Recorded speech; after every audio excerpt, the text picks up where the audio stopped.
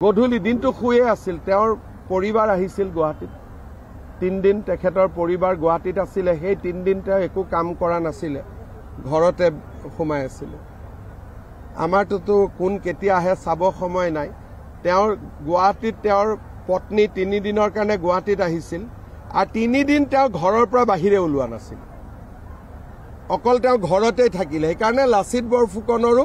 স্মৃতি তৰ্পণ কৰোতে গধূলি হৈ গল গতিকে তেওঁলোকৰ হাতত সময় আছে ৰজা মানুহ 3 দিন ঘৰত সোমাই থাকিব পাৰে আমাৰটো ক'ত সময় পাম ইমান আমাৰ ৰঞ্জিত দাস ডাঙৰীয়াই স্বৰ্গদেউ চাউলুং চুকাফাৰ ওপৰত এটা পোষ্ট দিছিল সেই পোষ্টটোকে চুৰি কৰি কংগ্ৰেছ দলেও একেটাই পোষ্ট কৰি দিলে আৰু আপোনালোকে জানে যে লাচিত বৰফুকনৰ দিনাখনো তেওঁ গধূলিহে ৰাইজক লাচিত বৰফুকনৰ স্মৃতি তৰ্পণ কৰিছিল চাউলুং চুকাফাৰো স্মৃতি তৰ্পণ 11টা বজাত